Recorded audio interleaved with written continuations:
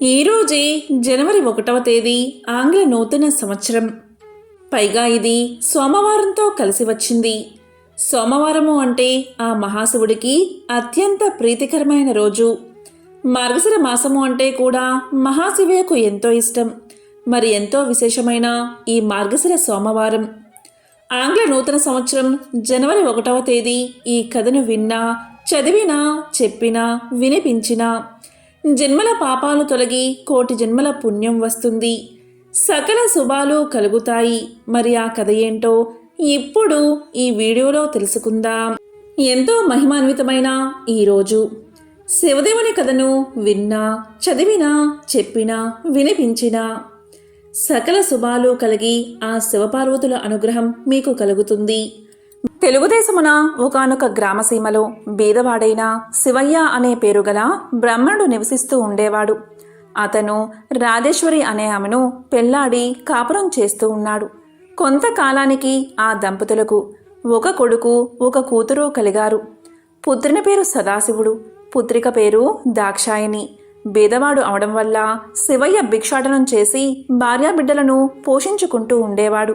ఇలా కొంతకాలం గడిచిన తర్వాత తన భార్యతో శివయ్య ఇలా చెప్పాడు: ఓ రాజేశ్వరి, మనం ఈ దరిద్రావస్థను భరించలేకపోతున్నాం. నేను తిరుపతి పుణ్యక్షేత్రానికి వెళ్ళి స్వామిని దర్శించి అక్కడ కష్టపడి కొంత ధనాన్ని సంపాదించి తిరిగి వస్తాను. నీవు బిడ్డలను జాగ్రత్తగా చూస్తూ ఉండు అని చెప్పి శివయ్య ప్రయాణమై వెళ్తున్నాడు. శివయ్య అలా వెళ్తూ ఉండగా ఒక ముసలి బ్రాహ్మణుడు ఎదురయ్యాడు. ఆ బ్రాహ్మణుడు శివయ్యతో ఇలా పలికాడు: ఎవరు నాయనా నీవు అని అడిగాడు. అప్పుడు శివయ్య ఇలా చెప్పాడు: ఓ మహానుభావా, ఆ కనిపిస్తున్న పల్లెయే నా గ్రామం. చాలా బీద కుటుంబీకుడిని. ఒక భార్య, 2 పిల్లలు ఉన్నారు. సంపాదించింది చాలక దరిద్ర బాధ భరించలేక తిరుపతికి వెళ్ళి ధనార్జన చెయ్యాలి అనే తలంపుతో ఇల్లు విడిచి బయలుదేరాను అని చెప్పాడు. అదంతా విన్నా ముసలి బ్రాహ్మణుడు నవ్వుతూ ఇలా పలికాడు: ఓయి వెర్రినాయనా, తిరుపతికి వెళ్ళినంత మాత్రాన, ప్రభు దర్శనం చేసినంత మాత్రాన నీవు ధనాన్ని సంపాదించుకోగలవా? నీకు సకల ఐశ్వర్యాలు ఇచ్చే వ్రత కథ ఒకటి చెప్తాను, శ్రద్ధగా విను అని బ్రాహ్మణోత్తముడు చెప్పగా శివయ్య ఇలా పలికాడు: పుణ్యపురుష, అది ఏ దేవుని కదో ఆ చెట్టు నీడలో కూర్చుని వివరించు స్వామి అని వేడుకున్నాడు. అంతటా ఆ బ్రాహ్మణోత్తముడు శివదేవుని కథ చెప్పడం ప్రారంభించాడు. వంగదేశాన్ని పాలిస్తున్న సూరసేన మహారాజుకు గుణవంతురాలైన ఒక పుత్రిక ఉన్నది. ఆ బాలామణి పేరు సీమంతిని. సీమంతిని చిన్ననాటి నుండి శివదేవుని యందు అపారమైన భక్తి కలదై పూజలు చేస్తూ ఉండగా ఈ విషయం యాజ్ఞవల్క మహాముని భార్య అయిన మైత్రేయి తెలుసుకుని తానే స్వయంగా సీమంతినికి సోమవార వ్రత మహత్యాన్ని వివరించి చెప్పడానికి సూరసేన మహారాజు యొక్క పట్టణానికి బయలుదేరి వచ్చి వ్రత విధానాన్ని సీమంతినికి చెప్పి వెళ్ళిపోయింది. ఆనాటి నుండి సీమంతిని సోమవార వ్రతాన్ని భక్తి శ్రద్ధలతో చేస్తూ సదాశివుణ్ణి పూజిస్తూ వ్రతకథ చదువుతూ దినదిన ప్రవర్ధమానమయ్యింది. ఇలా ఉండగా అంగదేశాన్ని ఇంద్రసేనుడు అనే మహారాజు పాలిస్తూ ఉండేవాడు. ఆ రాజుకు చంద్రాగదుడు అనే కొడుకు ఉన్నాడు. ఆ చిన్నవాడు సకల విద్యలు నేర్చుకుని పెళ్ళియేడుకు వచ్చాడు. చంద్రాగదునకు వివాహం చెయ్యాలి అనే తలంపుతో ఇంద్రసేన మహారాజు తన కొలువులో ఉన్న మంత్రి, పురోహిత సామంతులతో యువరాజైన చంద్రాగదునకు ఎక్కడైనా తగిన చిన్నదాన్ని చూడమని చెప్పి వారిని దేశదేశాలకు పంపించాడు. వారు అనేక దేశాలు తిరిగి చివరకు వంగదేశ పరిపాలకుడైన సూరసేన మహారాజు పట్టణానికి చేరుకున్నారు. ఆ రాజుకు సీమంతిని అనే కుమార్తె ఉన్నదని పరిచారకుల వల్ల తెలుసుకుని రాజు దర్శనానికై ఆస్థానానికి చేరుకున్నారు. అంతటా సూరసేన మహారాజు మంత్రి, పురోహితులను గౌరవించి తమరు వచ్చిన పని ఏమిటి అని అడిగాడు. దానికి వారు ఇలా చెప్పారు: మహారాజా, మాది అంగదేశము. మా ఇంద్రసేన మహారాజు గారికి చంద్రాగదుడు అనే కుమారుడు ఉన్నాడు. అతనికి తగిన కన్య గురించి తిరుగుతూ తమ పుత్రికా రత్నమగు సీమంతినీదేవి గుణగణాలు తెలుసుకుని ఇక్కడకు వచ్చాము.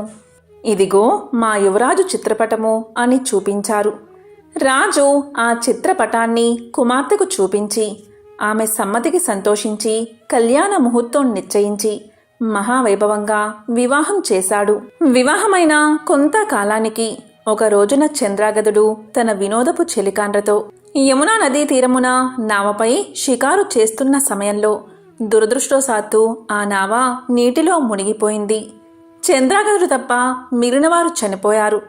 చంద్రాగదుణ్ణి నాగకన్యలు పట్టుకుని తమ రాజైన తక్షకుని వద్దకు తీసుకుపోయారు. అప్పుడు తక్షకుడు చంద్రాగదుని చూసి, ఇతను ఎవరు, ఇక్కడకు ఎందుకు తీసుకువచ్చారు అని అడగగా నాగకన్యలు ఇలా చెప్పారు, మాకు తెలియదు మహారాజా, నీటి ప్రవాహంలో కొట్టుకుని పోతూ ఉండగా మాకు చిక్కడం వల్ల తమ దగ్గరకు తీసుకువచ్చాము అని సమాధానం చెప్పారు. దానితో తక్షకుడు దివ్య దృష్టి వల్ల చంద్రాగదుని వృత్తాంతం తెలుసుకుని, ఇతడు సామాన్యుడు కాడు, ఇతని ధర్మపత్ని సీమంతిని దేవి శివుణ్ణి ఆరాధిస్తూ సోమవార వ్రత ప్రభావం కల మహాపతివ్రత, అందువల్లే ఇతడు నీటిలో పడిపోయినా ప్రాణాలు విడవక మీకు చిక్కడం వల్ల అతనికి ఏ విధమైన అపాయమూ కలగలేదు అని నాగకన్యలకు చెప్పాడు. ఈ సంభాషణంతా వింటున్న చంద్రాగదుడు భయపడుతూ దిక్కులు చూడసాగాడు. అంత తక్షకుడు చంద్రాగదుని వీపు చరిచి ధైర్యం కలగజేసి తన దగ్గర ఉన్న విలువైన మణులు ఇచ్చి ఆ మణుల యొక్క ప్రభావం కూడా తెలియచేసి భూలోకానికి సాగనంపాడు. అక్కడ సీమంతిని తన భర్త జాడ తెలియనందున నామ ప్రమాదంలో చెలికాండ్రతో పాటు తన భర్త కూడా మరణించి ఉంటాడని తలపోసి పరిపరి విధాలా విచారిస్తూ ఇలా బాధపడింది. ఓ శివదేవా, తల్లి పార్వతి, నేను విడవకుండా ఆచరిస్తున్న సోమవార వ్రతం యొక్క ఫలితం ఇదేనా అని దుఃఖిస్తూ కనులు మూసుకునగా అప్పుడు స్వప్నంలో జగజ్జనని ఇలా పలికింది, అమ్మాయి, నీ భర్తకు ఏమీ భయం లేదు, విచారించకు, సజీవుడై ఉన్నాడు, త్వరలో నీ దగ్గరకు చేరుకుంటాడు అని చెప్పి అమ్మవారు అంతర్ధానమయ్యింది. అంతలో సీమంతిని మేల్కొని స్వప్నంలో దేవి చెప్పిన వాక్యాలు వృధా కావని మనస్సులో ధైర్యం చేసుకుని యథాప్రకారంగా సోమవార వ్రతాన్ని చేస్తూ ఉండగా దివ్య ప్రభావం కల మణులతో చంద్రాగదుడు తన దేశానికి తిరిగి వచ్చాడు. ఇంద్రసేన మహారాజు కొడుకు రాకకు సంతోషించి జరిగిందంతా తెలుసుకుని తన కుమారుడు సజీవుడుగా ఉన్నాడని మహిమగల మల్లతో తిరిగి వచ్చాడు అని ఆ శుభవార్తను సూరసేన మహారాజుకు కబురంపి శుభముహూర్తాన సీమంతిని దేవికి చంద్రాగదునకు వైభవోపేతంగా పట్టాభిషేకం చేశాడు. సీమంతిని దేవి చంద్రాగదులు తమ దేశ ప్రజలకు సోమవార వ్రత ప్రభావం గురించి, శివదేవుని మహిమల గురించి బోధిస్తూ ధర్మ మార్గంలో రాజ్యపాలన చేస్తూ ఉన్నారు. సీమంతిని దేవి తన సోమవార వ్రత మహిమ వల్లే ఐదోతనం కాపాడుకోగలిగినదని ప్రజలంతా భావించి తాము కూడా సోమవార వ్రతం చేసి సకల సంపదలతో సుఖంగా ఉన్నారు అని ముసలి బ్రాహ్మణుడు శివయ్యతో చెప్పి ఇంకా ఇలా పలికాడు, శివయ్య, నీవు కూడా ఈ వ్రతాన్ని చెయ్యి, నీకు సకల ఐశ్వర్యాలు కలుగుతాయి అని పలకగానే శివయ్య ఎంతో ఆనందం చెంది ఇలా అన్నాడు, ఓ మహాపురుష, ఈ వ్రతాన్ని ఎలా ఆచరించాలి నాకు తెలియచేయండి అని కోరాడు. అందుకు బ్రాహ్మణుడు ఈ విధంగా చెప్పసాగాడు. సోమవారం రోజున ఉదయమే లేచి స్నానాన్ని ఆచరించి గృహాన్ని శుద్ధి చేసి రంగురంగుల ముగ్గులు పెట్టి ఇంటికి ఈశాన్య భాగంలో పీట మీద శివదేవుని పటం ఉంచి ఆవు నెత్తో కానీ కొబ్బరి నూనెతో కానీ దీపాన్ని వెలిగించి శివదేవునికి టెంకాయ కొట్టి ధూపం వేసి మారేడు దళాలతో అభిషేకం చేసి 3 రకాల పువ్వులు పెట్టి భక్తితో పూజించి కొబ్బరి ముక్కలు తరిగి పంచదార కానీ బెల్లం కానీ కలిపి నైవేద్యం పెట్టి శివదేవుని వ్రతకథ చదివించి ఆ ప్రసాదం అందరికీ పంచిపెట్టి తాము కూడా కళ్ళకద్దుకుని సేవించాలి. ఇలా 3 సోమవారాలు భక్తి శ్రద్ధలతో పూజిస్తే సిరి సంపదలు కలిగి మనసులో కోర్కెలు ఫలిస్తాయి అని ముసలి బ్రాహ్మణుడు చెప్పి అదృశ్యమయ్యాడు. కడునిష్టతో వింటున్న శివయ్య బ్రాహ్మణుణ్ణి గానక, ఆహా, ఈ మహానుభావుడే నా పాలిట దేవుడు, నా అవస్థను చూసి నాకీ ఉపదేశం చేశాడు అని భావించి తిరిగి ఇంటికి వెళ్ళి జరిగిందంతా భార్యకు తెలియచేశాడు. అప్పుడు భార్యాభర్తలు 3 సోమవారాలు భక్తి శ్రద్ధలతో శివదేవుణ్ణి పూజించి ప్రసాదం ఇరుగు పొరుగు వారికి పంచిపెట్టి సుఖంగా ఉండగా వారికి దరిద్ర బాధలు పోయి అష్టైశ్వర్యాలు కలిగాయి. కొన్నాళ్లకు ధనగర్వంచే వ్రతం చేయడం మానేశారు. వెంటనే శివదేవుడికి కోపం వచ్చి వీరి గర్వం అణచాలి అని మళ్లీ దరిద్రులుగా చేశాడు. దరిద్ర దశలో ఉన్న శివయ్య మరలా యథాప్రకారంగా భిక్షాటనకు ఒక గ్రామానికి వెళ్లి యాచించగా, ఈవేళ మేము శివదేవుని పూజ, సోమవార వ్రతము చేసుకుంటున్నాము. ఇప్పుడు భిక్ష వేయడానికి వీలు లేదు అన్నారు. అయ్యో, సోమవార వ్రతాన్ని మర్చిపోయినందునే మాకీ గతి పట్టింది. చాలా అపచారం చేశాము అనుకుంటూ ఇంటికి వెళ్ళి ఈ సంగతి భార్యకు జ్ఞాపకం చేశాడు. ఆమె భర్త మాటలు లెక్క చేయగా మొండిగా మాట్లాడినది. ఇక గత్యంతరం లేక శివయ్య పిల్లలతో నదిలో స్నానం చేసి వచ్చి శివదేవుణ్ణి పూజించి కథ చెప్పుకోవడానికి భార్యను వినడానికి రమ్మని పిలిచాడు. తాను కథ కూడా వినను అని ఆమె చెప్పగానే ఆమె నేత్రాలు కనిపించకుండా పోయాయి. అప్పుడు భర్త అయిన శివయ్య ఇలా పలికాడు. ఓసి పిచ్చిదానా, శివదేవుని పూజ మానావు, కథ కూడా విన్నన్నావు. నేను బీదవాడిని అయిపోయాను, నీవు అందురాలివి అయిపోయావు. కనుక చేసిన తప్పులు క్షమించమని లెంపలు వేసుకో అని గట్టిగా మందలించాడు. వెంటనే భార్య అలాగే చేసి స్నానాన్ని ఆచరించి సోమవార వ్రతాన్ని ఆచరించి ప్రసాదం కళ్ళకొద్దుకుని సేవించింది. వెంటనే కన్నులు కనిపించాయి. పోయిన ఐశ్వర్యం కలిగినది. ఆనాటి నుండి ప్రతి సోమవారం ఆ దంపతులతో పాటే ఆ గ్రామస్తులు కూడా శివదేవుణ్ణి మారేడు దళాలతో పూజిస్తూ సకల ఐశ్వర్యాలతో తులతూగుతున్నారు. కాబట్టి ఈ సోమవార వ్రతము, శివదేవుని పూజ ఎవరు చేస్తారో వారు ఇహమందు సర్వసుఖాలు, పరమందు మోక్షాన్ని పొందుతారు. ఈ కథ విన్నవారికి, చదివిన వారికి సాంబశివుడు సకల ఐశ్వర్యాలు ప్రసాదించునని సూత పౌరాణికుడు శౌనకాది ముళ్లకు బోధించాడు. సోమవార వ్రత కథ. ఆ కథ ఏమిటో ఇప్పుడు ఈ వీడియోలో తెలుసుకుందాం. పూర్వం ఒకప్పుడు ఒక నగరంలో ఒక సంపన్న వ్యాపారి ఉండేవాడు. అతను అపారమైన సంపదను కలిగి ఉండేవాడు. అతనికి అన్ని సంపదలు ఉన్నా, సుఖాలు ఉన్నా కూడా కొడుకులు లేని కారణంగా ఎంతో విచారంగా ఉండేవాడు. కొడుకు పుట్టాలని ఆ సంపన్న వ్యాపారి క్రమం తప్పకుండా సోమవార వ్రతాన్ని ఆచరించేవాడు. అతను ప్రతిరోజు శివాలయానికి వెళ్ళి అక్కడున్న శివ పార్వతులను పూర్తి విశ్వాసంతో పూజించేవాడు. ఇక పార్వతీదేవి ఆ సంపన్నుడి భక్తికి ఎంతో సంతోషించి మహాశివుడితో ఇలా పలుకుతుంది.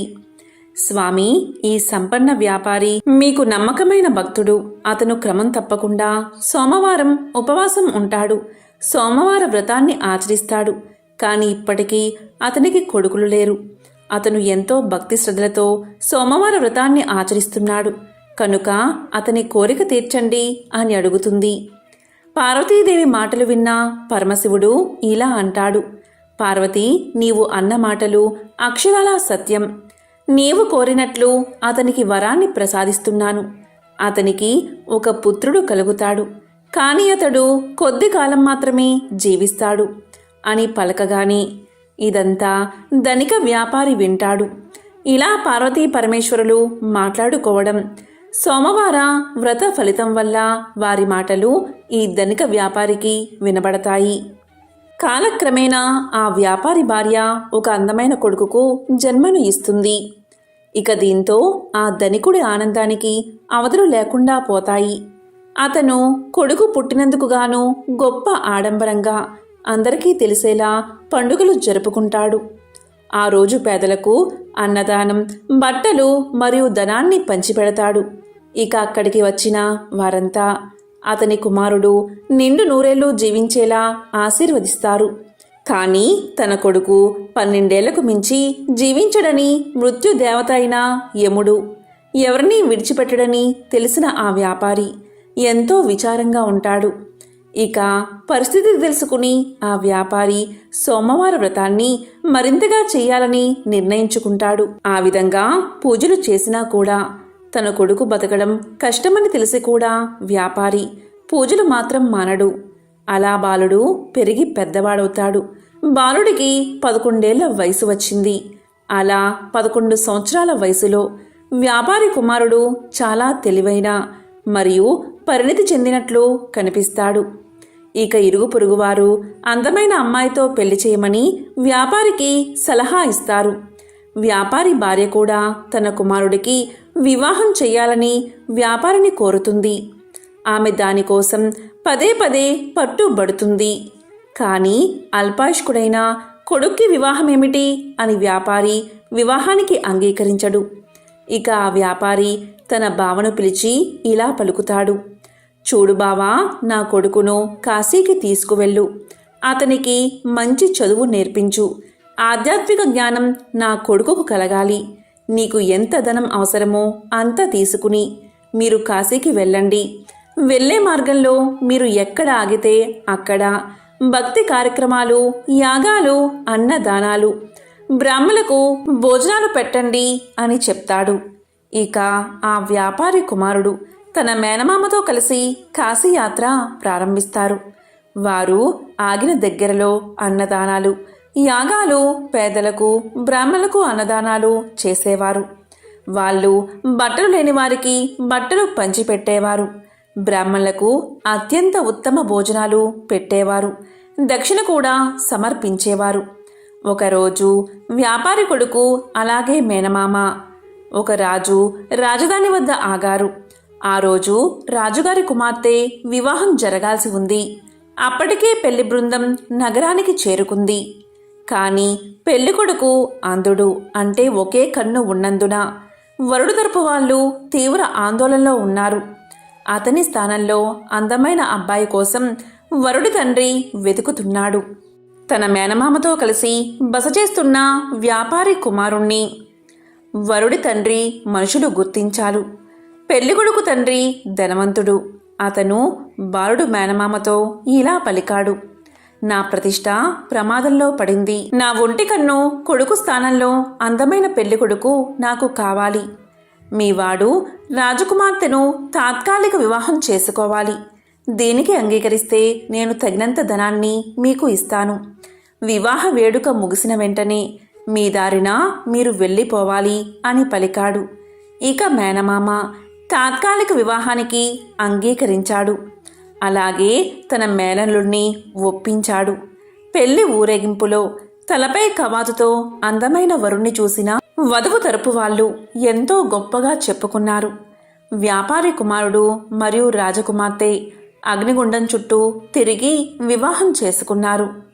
వారు బయలుదేరే సమయంలో వ్యాపారి కొడుకు తన వధువు కండువాను తీసుకుని దానిపై ఇలా రాశాడు: ఇప్పుడు మనం భార్యాభర్తలం. నేను రాజు కొడుకును కాదు. నేను ఒక ధనిక వ్యాపారి కొడుకుని. నేను ఆధ్యాత్మిక విద్య కోసం కాశీకి వెళ్తున్నాను. నీ నిజమైన వరుడు గుడ్డివాడు. అతనికి ఒక కన్ను లేదు అని రాశాడు. కండువాపై ఏదో సందేశం రాయడం రాజకుమార్తె గమనించింది. కానీ ఆ సమయంలో ఆమె దాన్ని చదవలేకపోయింది. పెళ్లి బృందం బయలుదేరబోతున్నప్పుడు వధువు ఆ సందేశాన్ని చదివింది. అసలు విషయం తెలిసి కంగు తిన్నది. అప్పటికే ఆ వ్యాపారి కొడుకు వెళ్ళిపోయాడు. ఒంటి కన్ను పెళ్ళికొడుకుతో పాటు వెళ్లేందుకు రాజకుమార్తె నిరాకరించింది. ఇక పెళ్లి బృందం వధువు లేకుండానే తిరిగి తమ రాజ్యానికి వెళ్ళిపోయింది. ఇక వ్యాపారి కొడుకు కాశీకి చేరుకుని ఆధ్యాత్మిక అధ్యయనానికి పూర్తిగా అంకితమయ్యాడు. అతని మేనమామ శివుడి పేరు మీద భక్తి కార్యక్రమాలు ఏర్పాటు చేసి తన సోదరి కుమారుడి శ్రేయస్సు కోసం ప్రతిరోజు విరాళాలు ఇచ్చేవాడు. ఇలా ఉండగా అతనికి 12 ఏళ్లు వచ్చాయి. 12వ సంవత్సరం చివరి రోజున వ్యాపారి కుమారుడికి ఛాతీలో నొప్పి పుట్టింది. అతని మేనమామ అతని దినచర్య ప్రకారం దానాలు, విరాళాలు ఇచ్చి గదిలోకి వెళ్లి చూడగా బాలుడు శవమై కనిపించాడు.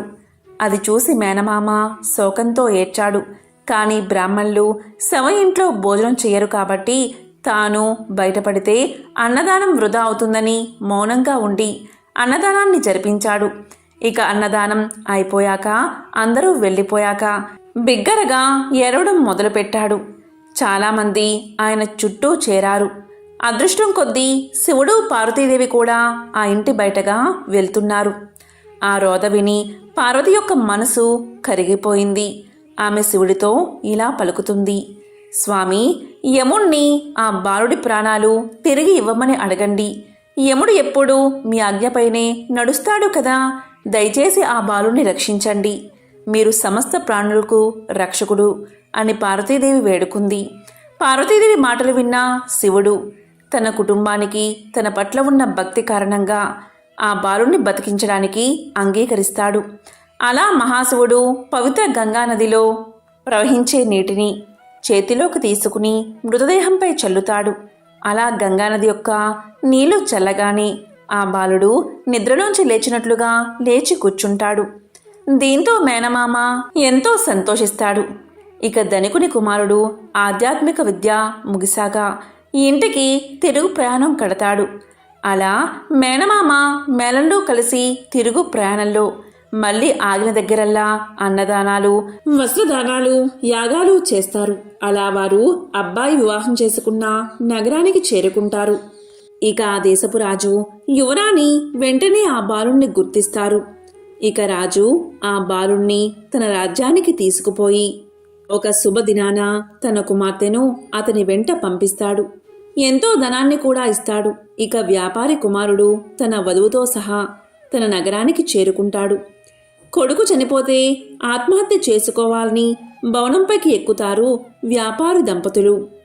తర్వాత తల్లిదండ్రులు జరిగిందంతా తన కుమారుడి ద్వారా తెలుసుకుని తన కుమారుణ్ణి బతికించినందుకు మహాశివుణ్ణి పరిపరి విధాలా స్తుతిస్తారు. ఇక అదే రోజు రాత్రి శివుడు మరోసారి వ్యాపారవేత్త కల్లో కనిపించి ఇలా పలుకుతాడు: సోమవారం నాడు నీవు చేసిన వ్రతానికి ఫలితమే ఇది. అందుకే నీ కుమారుణ్ణి నిండు నూరేళ్లు బతికేలా వరాన్ని ప్రసాదించాను అని పలుకుతాడు మహాశివుడు. దీంతో వ్యాపారి ఎంతో సంతోషిస్తాడు. అలా వారు కలకాలం ఆనందంగా జీవిస్తారు. ఎంతో విశేషమైన పవిత్రమైన ఈ కథను ఎవరైతే ఈరోజు వింటారో, లేక చదువుతారో, లేక చెప్తారో, లేక వినిపిస్తారో వారి జన్మల పాపాలు తొలగి కోటి జన్మల పుణ్యం వస్తుంది. తిరుగులేని రాజయోగం పడుతుంది. ఇక వారింట్లో అన్నీ శుభాలే కలుగుతాయి. మహాశివుడి విశేషతను తెలిపే మరొక కథను ఇప్పుడు తెలుసుకుందాం. పూర్వకాలంలో ఒకానొక గ్రామంలో ఒక నిరుపేద కుటుంబం ఉండేది. ఆ పేద దంపతులకు 2 కుమార్తెలు, 1 కుమారుడు ఉన్నారు. వారి కుటుంబం జరుగుబాటు కూడా చాలా దుర్భరంగా ఉండడం వల్ల పెద్దవాళ్ళైన 2 కుమార్తెలు అడవికి వెళ్ళి కట్టెలు ఏరుకుని వచ్చి వాటిని గ్రామంలో అమ్మి కుటుంబ పోషణ కొనసాగిస్తూ ఉండేవారు. ఇలా కాలం గడుస్తూ ఉండగా ఒకనాడు ఆ అక్కా చెల్లెళ్ళు పుల్లలు ఏరుకుని గ్రామానికి వస్తూ ఉండగా పొలిమేరలోని ఒక ఇంట్లో ఏదో పూజ చేయడం చూసి ప్రసాదం తెచ్చుకోవాలని అక్కడకు వెళ్తారు. అక్కడ జరిగే పూజా కార్యక్రమం చూసి ముచ్చటపడి ఆ అమ్మాయిలిద్దరూ పూజ గురించి, చేసే విధానం గురించి ఇంటి యజమాన్ని అడిగి తెలుసుకుంటారు. ఇక ప్రసాదం తీసుకుని ఇంటికి వెళుతున్న వాళ్లకు ఆ పూజ తాము కూడా చేసుకోవాలన్న ఆశ కలుగుతుంది. ఒక చెట్టు మొదట తమ గంపలు దింపి అక్కడ శుభ్రం చేసి మర్రి ఆకులు, మర్రిపళ్ళు, పత్రి పోగు చేసుకుని వచ్చి నువ్వే మా దేవుడివి అని అక్కడ గల ఒక రాతిని ఆ చెట్టు మొదట్లో పెట్టి పూజ చేసి, స్వామి ఇవే తమలపాకులు, ఇవే వక్కలు, ఇవే పళ్ళు అని మర్రి ఆకులను, మర్రి పళ్ళను, మర్రి ఊడలను పెడతారు. ఇవే తోరాలు అనుకోమని మర్రి ఊడలను స్వామి ముందు పెట్టి భక్తితో పూజ చేస్తారు ఆ అక్కా చెల్లెళ్ళు.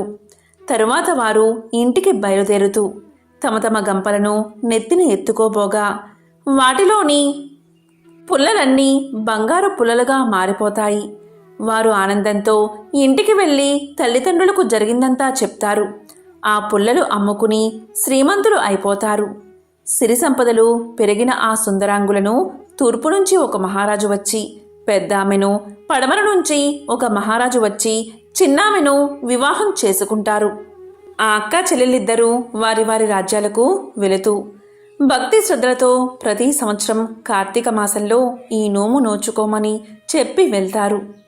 వారిద్దరూ ఆ ప్రకారం తమ రాజ్యాలలో నోము నోచుకుంటూ కాలం గడుపుతూ ఉంటారు. ఇక కుమారుడు పెరిగి పెద్దవాడవుతాడు. ఇక తల్లి కార్తీక నోమును భారీగా చెయ్యాలని సంకల్పం చేసుకుంటుంది. ఇక పాత తోరాలు తీసి పెరట్లో కాకరపాదు మీద విసిరేస్తుంది. వాటి స్థానంలో బంగారు తోరణాలు చేస్తుంది. నవకాయ పిండి వంటలతో గారెలు, బూరెలు, వీటితో భోజనాలు ఏర్పాటు చేస్తుంది. ఇక గ్రామస్తులంతా తల్లి కొడుకులను ఎంతగానో ప్రశంసిస్తారు. ఇక తోరాన్ని ఎప్పుడైతే ఆమె కాకరపాదు మీద విసిరేసిందో అప్పట్నుంచి ఆ మహాశివుడి కరుణ మందగిస్తుంది. ఏడాదికేడాదికి వారి సిరి సంపదలు తొలగి పేదరికం దాపరిస్తుంది. తినడానికి తిండిలేని దుస్థితి కలుగుతుంది. ఏ పని చేయాలన్నా జరగకపోగా కష్టాలు ఎదురవుతాయి. ఆ తోరం ఎప్పుడైతే కాకరపాదు మీద విసిరేసిందో ఆ కాకరకాయల్లో బంగారం నిండుకుంటుంది. కానీ ఇంట్లో వారు అది గ్రహించరు. ఒకసారి తల్లి పెరట్లో ఇరగకాసిన కాకరపాదును చూసి కొన్ని కాయలు కోసి కొడుకు ఇచ్చి అంగడికి వెళ్ళి చారెడు నూకలు, పప్పు, ఉప్పు తీసుకురమ్మని పంపిస్తుంది. కొడుకు అవి తీసుకువెళ్ళి షావుకారు అంగడి ముందు నిల్చుంటాడు. ఎంతసేపటికి ఆ షావుకారు కొడుకుని చూడడు. తరువాత షావుకారు అతన్ని చూసి ఏమిటి తీసుకొచ్చావు అని ప్రశ్నిస్తాడు. దానికి కొడుకు ఇలా పలుకుతాడు, అయ్యా, ఈ కాకరకాయలు తీసుకుని బియ్యం ఇప్పించండి. మీ పేరు చెప్పుకుని ఈ పూటకు ఇంత గంజి తాగుతాము అని పలుకుతాడు. దానికి షావుకారు ఇలా అంటాడు, అలానా, మీకు దారపోయడానికి మాకు ఊరికే వచ్చినా సిరి సంపదలు ఏమీ లేవు, వెళ్ళిపో అని కసురుకుంటాడు. కానీ ఆ బాలుడు బతిమాలాడగానే ఇక ఇతను వదిలేలా లేడు అని దోసెడు బియ్యం, పప్పు ఇప్పించి పంపిస్తాడు షావుకారు. ఆ పూటకు వారు ఆకలి తీర్చుకుని మరుసటి రోజు మరికొన్ని కాయలు కోసి మరో అంగడికి వెళ్ళి అమ్ముకుని రమ్మని పంపిస్తుంది తల్లి. దాంతో కొడుకు ఆ కాకరకాయలు పట్టుకుని అంగడి వీధికి వెళ్తున్నప్పుడు షావుకారు అతన్ని ఆపి, ఏమి కావాలంటే అవి ఇస్తాను, రోజూ కాకరకాయలను నాకే ఇవ్వాలని చెప్పి బియ్యం ఇచ్చి పంపిస్తాడు. ఆ షావుకారుకు ఎందుకు అలా దయ కలిగింది అంటే, ముందు రోజు తాను తీసుకున్న కాకరకాయలు కూర చేసే నిమిత్తం వాటిని కొయ్యగానే వాటిల్లో నుండి బంగారు ముద్దలు రాలిపడతాయి. ఆ కాకరకాయలు మరెవరికీ దక్కకూడదని ఆ షావుకారు ఎంత ఇవ్వడానికైనా సిద్ధపడతాడు. అలా రోజు కుర్రవాడి దగ్గర కాకరకాయలు కొంటూ ఉండేవాడు షావుకారు. ఇలా ఉండగా కొన్ని రోజులకు ఆ చెట్టుకున్న కాకరకాయలు అయిపోయాయి. ఆ షావుకారు చిల్లిగవ్వ కూడా ఇవ్వడం మానేశాడు. ఇక చేసేది లేక తల్లి తన కుమారుణ్ణి ప్రయాణం చేసి తూర్పున ఉన్న పెద్ద అక్క దగ్గరకు పంపుతుంది. మన కష్టసుఖాలు ఆమెకు చెప్పి ఏమైనా సహాయాన్ని అడగమంటుంది. దాంతో కొడుకు అక్కగారింటికి చేరుకుని నౌకర్లు లోపలికి వెళ్ళనివ్వకపోతే అక్కడే ఉండగా తల ఆరబోసుకోవడానికి మేడ మీదకు వచ్చిన అక్కగారు తమ్ముణ్ణి చూసి లోపలికి తీసుకువెళ్తుంది. అక్కగారికి ఇంటి పరిస్థితులన్నీ తెలియజేస్తాడు తమ్ముడు. దాంతో అక్కగారు ఒక గుమ్మడికాయను తొలిపించి అందులో వరహాలు పోసి తమ్ముడి చేతికి ఇచ్చి దానిని అమ్మకు ఇవ్వవలసిందిగా చెప్పి పంపుతుంది. అలా తిరిగి వస్తూ తమ్ముడు అక్కగారి ఇచ్చిన సద్ది తినాలని ఆ గుమ్మడికాయను నేల మీద పెట్టి చద్దన్నం తింటూ ఉంటాడు. అంతలో ఎక్కడ్నుంచో ఒక పెద్ద గద్దె వచ్చి ఆ గుమ్మడికాయను తన్నుకుపోతుంది. చేసేది లేక ఒత్తి చేతులతో ఇంటికి వెళ్ళడం ఇష్టం లేక పడమర ఉన్న చిన్న అక్కగారి ఇంటికి వద్దకు వెళ్తాడు తమ్ముడు. అక్కడ చిన్నక్క నౌకరి వాళ్ళ వల్ల తమ్ముడి రాక గురించి విని బయటకు వచ్చి తమ్ముణ్ణి లోపలికి తీసుకువెళ్తుంది. కష్టసుఖాలు అడిగి తెలుసుకుంటుంది. వెంటనే ఆమె ఒక చెప్పుల జతలో వరహాలు పెట్టి కుట్టించి దాన్ని ఎక్కడా విడవక తిన్నగా ఇంటికి వెళ్ళమని చెప్పి పంపుతుంది. ఆ అక్క ఏమీ ఇవ్వలేదు, ఈ అక్క ఏమీ ఇవ్వలేదు అని బాధపడుతూ ఇంటికి బయలుదేరతాడు కొడుకు. ఎండ తీవ్రతకు అతనికి బాగా దాహం వేస్తుంది. వెంటనే అతను కొంచెం మొహం కడుక్కుని మంచినీళ్లు తాగాలని నిర్ణయించుకుంటాడు. అక్కగారు ఆ చెప్పుల జతను ఎక్కడా విడవద్దని చెప్పడం వల్ల చెప్పులతోనే చెరువులోకి దిగుతాడు అతను. కాని ఆ బురదలో చెప్పులు కూరుకుపోయి ఎంత వెతికినా దొరకవు. ఈ సంగతంతా చెప్పి పెద్దక్క గారిని సహాయం అడగాలని తిరిగి ఆమె వద్దకు వెళ్తాడు తమ్ముడు. అది కార్తీక మాసం అవడం వల్ల నోము నోచుకుంటూ ఉంటుంది పెద్దక్క గారు. తమ్ముడు ఇంటికి రాగానే తమ్ముడు జరిగిందంతా చెప్పగానే ఆ నోమును కూడా అతని చేత నోయిస్తుంది. ఆడంబరం కాదు ముఖ్యం, భక్తే ముఖ్యమని చెప్పి ఇంటికి వెళ్ళి తన తల్లిని కూడా నోము నోయించేలా చెయ్యమని తమ్ముడుకు చెప్పి కొంత ధనాన్ని ఇచ్చి పంపుతుంది. అలా తమ్ముడు నోము తన పెద్దక్కగారి ఇంట్లో నోచుకుని ఇంటికి తిరిగి వస్తూ ఉండగా గుమ్మడికాయ పండు అలాగే తాను ఇంతకు ముందు విడిచిపెట్టిన చెప్పులు కూడా కనిపిస్తాయి. వెంటనే అతను ఎంతో సంతోషంతో ఆ రెండిటినీ తీసుకుని తన ఇంటికి చేరుకుని తల్లికి జరిగిందంతా చెప్పి భక్తి శ్రద్ధలతో నోమును నోచుకునేలా చేస్తాడు. వెంటనే వారు చెప్పుల జతలో ఉన్న బంగారు నాణాలు చూస్తారు. అలాగే గుమ్మడికాయలో ఉన్న నాణాలు కూడా చూస్తారు. అలా వారు క్రమంగా తిరిగి ఊపందుకుని తిరిగి పూర్వ వైభవంతో జీవిస్తారు. చాలా కాలం క్రితం ఒక అరణ్యానికి సమీపంలో ఒక పేద కుటుంబం నివసిస్తూ ఉండేది. భార్యాభర్త, 2 కొడుకులు. ఎంతగా శ్రమపడి ఒళ్ళు విరుచుకున్నా కడుపు నిండా తిండి ఉండేది కాదు. అలాగే బట్టలు కూడా లేక చిరిగినవి తొడుక్కుంటూ కాలం గడుపుతూ ఉండేవారు. ఇక వారి పెద్ద కొడుకు, చీ, ఈ బతుకు బతికేనా, ఈ విధంగా ఉండే కన్నా తిరిగి అడుక్కోవడం మేలు అనుకుంటూ తెల్లవారుతుండగా బయలుదేరి చీకటి పడేదాకా నడిచి ఒక రాజభవనం చేరుకున్నాడు. ఆ భవనం ముందు మెట్ల దగ్గర నిలబడి ఉన్న రాజు అతన్ని చూసి ఇలా పలికాడు. ఎవరు నీవు, ఎక్కడికి నీ ప్రయాణం అని అడిగాడు. దానికి పేదవాడి పెద్ద కొడుకు ఇలా పలికాడు. మహారాజా, ఒక చోటనే లేదు, ఎక్కడ పొట్టగడిస్తే అక్కడికే నా ప్రయాణమని సమాధానం చెప్పాడు. దానితో రాజు ఇలా అన్నాడు. అయితే నీకు పని కావాలన్నమాట. నా 7 గుర్రాలను కాస్తావా? నీకు వేరే జీతం ఇవ్వను. రోజంతా గుర్రాల వెంట తిరిగి సాయంకాలం ఇంటికి వచ్చి గుర్రాలు ఏం తిన్నది, ఏం తాగుతున్నది నాకు చెప్పాలి.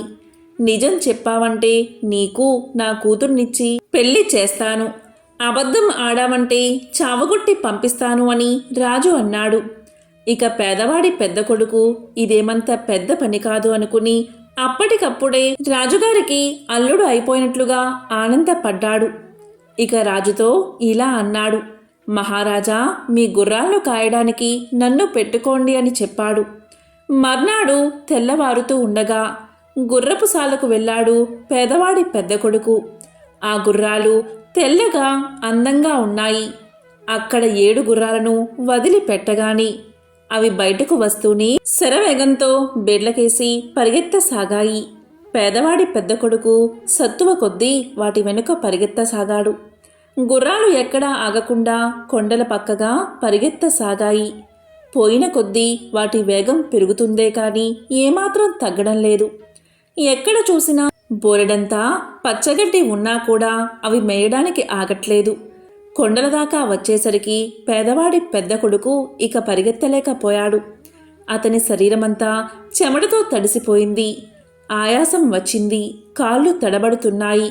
కొండ కింద ఒక గుడిసెలో కూర్చుని రాట్నం తిప్పుతున్న ఒక వృద్ధురాలు ఇలా పలికింది. రాబాబూ, ఇలా రా, నీ చెమట తుడుస్తాను అని ప్రేమగా ఆహ్వానించింది. అతను ఆశ్చర్యపడుతూ వృద్ధురాలకేసి చూసి గుర్రాల కోసం చూసే లోపుగా అవి ఎటో వెళ్ళిపోయాయి. ఇక వాటిని అందుకునే ఆశ లేదని నిశ్చయించుకుని పేదవాడి పెద్ద కొడుకు వృద్ధురాలి గుడిసెలోకి ప్రవేశించాడు.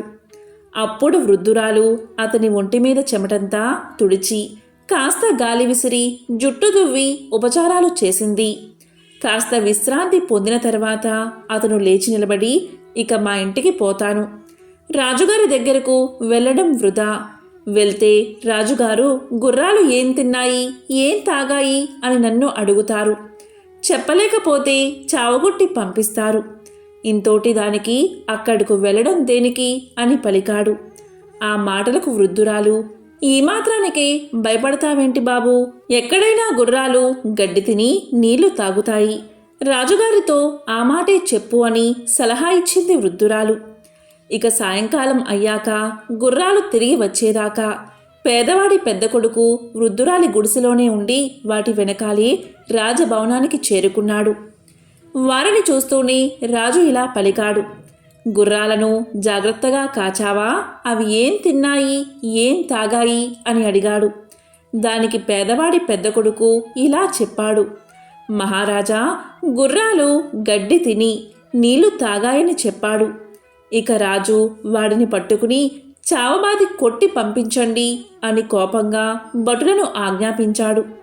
వృద్ధురాలి సలహా విన్నందుకు ఉళ్ళంతా ఊనం చేయించుకుని పేదవాడి పెద్ద కొడుకు సగం ప్రాణంతో ఇంటికి చేరుకున్నాడు. ఇక పెద్ద కొడుకు తిరిగి రాగానే చిన్న కొడుకు తన పొట్ట తాను పోసుకుంటానని ఇంటి నుంచి బయలుదేరాడు.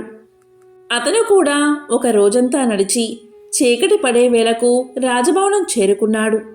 రాజు తన గుర్రాలు కాయమని అవి ఏం తిన్నాయో ఏం తాగాయో చెప్పమని నిజం చెప్తే తన కూతుర్నిచ్చి పెళ్లి చేస్తానని, అబద్ధం చెప్తే చావగొట్టి పంపిస్తానని చెప్పాడు.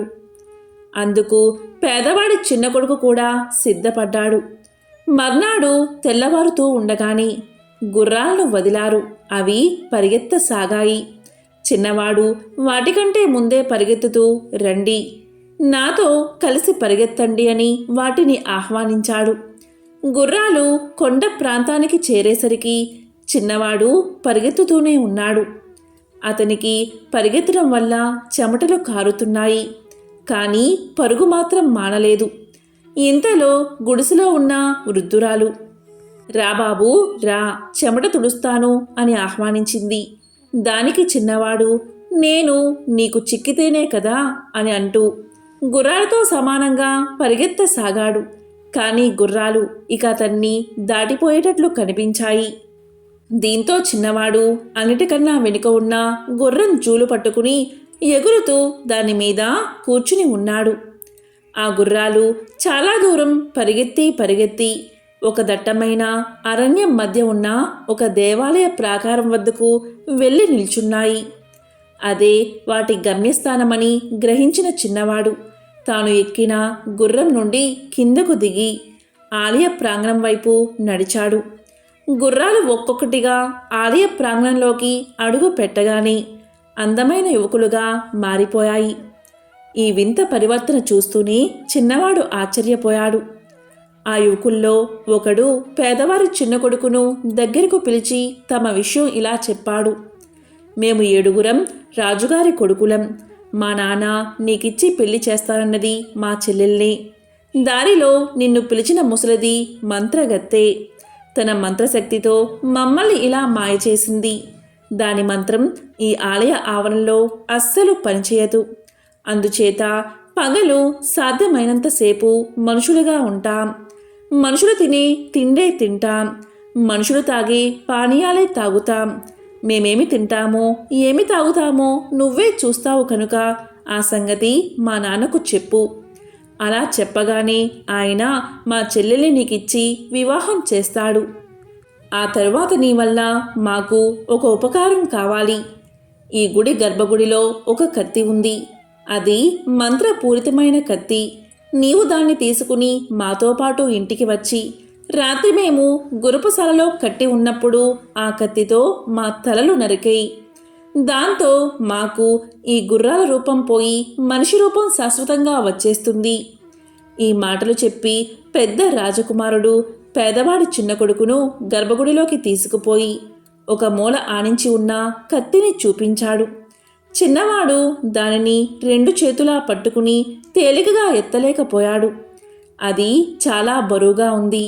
ఇక రాజుగారి పెద్ద కొడుకు పేదవాడి చిన్న కొడుకుతో ఇలా పలికాడు. గర్భగుడిలో ఒక గంట ఉంది. అందులో ఉంది మంత్రజలం. దాన్ని 3 గుక్కలు తాగమని రాజకుమారుడు పలికాడు. ఇక పేదవాడి చిన్న కొడుకు ఆ నీటిని 3 చుక్కలు తాగి ఒక చేత్తోని కత్తిని పట్టుకుని తేలికగా ఎత్తగలిగాడు. తరువాత రాజకుమారులు ఆ గుడి ఆవరణలోనే వంట చేసుకున్నారు. వంటకు కావలసిన సమస్త పదార్థాలు గుడిలో ఒక పక్కన ఉన్నాయి. రాజకుమారులతో పాటు పేదవాడి చిన్న కొడుకు కూడా భోజనం చేశాడు. సూర్యాస్తమయం కాబోయేదాకా వారంతా గుడిలో విశ్రాంతి తీసుకుని ఇంటికి బయలుదేరారు. గుడి దాటి బయటకు రాగానే రాజకుమారులు యథాప్రకారం గుర్రాలుగా మారిపోయారు. పేదవాడి చిన్న కొడుకు కత్తితో సహా ఒక గుర్రం పైన ఎక్కాడు. అతను గుర్రాలతో తిరిగి వచ్చేటప్పుడు ముసలిది చిన్నవాడిని చూసి కళ్ళల్లో నిప్పులు రాలుస్తూ అతన్ని బెదిరించింది. ఇక పేదవాడి చిన్న కొడుకు రాజుగారి భవనం చేరుకోగాని రాజు ఇలా అన్నాడు, గుర్రాలను సరిగ్గా కాచావా అని అడిగాడు. దానికి పేదవాడి చిన్న కొడుకు, మహారాజా కాచాను. కాస్తాను అన్నప్పుడు కాయకుండా ఉంటానా అన్నాడు. అయితే ఏం తిన్నాయి, ఏం తాగాయి అని రాజు ప్రశ్నించాడు. దానికి పేదవాడి చిన్న కొడుకు, మనుషులు తినే తిండే తిన్నాయి, మంత్రజలం తాగాయి అని సమాధానం చెప్పాడు. దాంతో రాజు సంతోషించి, ఈ మాట చెప్పగలవాడు ఒక్కడు కూడా లేడు కదా, నేను అన్న ప్రకారం నా కూతుర్నిచ్చి నిన్ను అల్లుణ్ణి చేసుకుంటాను అని రాజు అన్నాడు. ఆ రాత్రి అందరూ పడుకున్నాక పేదవాడి చిన్న కొడుకు కత్తి తీసుకుని గుర్రపు శాలలోకి వెళ్ళాడు. కానీ గుర్రాల మెడలు నరకాలంటే అతనికి చేతులు రాలేదు. చివరకు సాహసించి ఒక గుర్రం మెడ నరికేశాడు. వెంటనే దాని స్థానంలో ఒక రాజకుమారుడు నిలబడ్డాడు. ఆ తరువాత అతను ధైర్యంగా అన్ని గుర్రాల మెడలు నరికేశాడు. దీంతో 7 రాజకుమారులు మంత్ర విముక్తిని పొందారు. తన కొడుకులు తిరిగి పుట్టినట్లుగా రాజు చాలా సంతోషించాడు. రాజకుమార్తె ఎంతో కాలానికి తన అన్నలను చూసి ఆనంద బాష్పాలు రాల్చింది. ఆమెకు పేదవాడి చిన్న కొడుకుకు పెళ్లి నిశ్చయించారు. చిన్నవాడు తన తల్లిదండ్రులను అన్నను పిలిపించి వారిని కూడా రాజభవనంలో ఉంచాడు. పెళ్లి చాలా వైభవంగా జరిగింది. అటు తర్వాత అందరూ కూడా ఎంతో సుఖంగా జీవించారు. ఎంతో పవిత్రమైన విశేషమైన ఈ కథను ఈరోజు విన్నా, చదివినా, చెప్పినా, వినిపించినా జన్మల పాపాలు తొలగి కోటి జన్మల పుణ్యం వస్తుంది. ఆ లక్ష్మీనారాయణల శివపార్వతుల అనుగ్రహం తప్పకుండా మీకు కలుగుతుంది.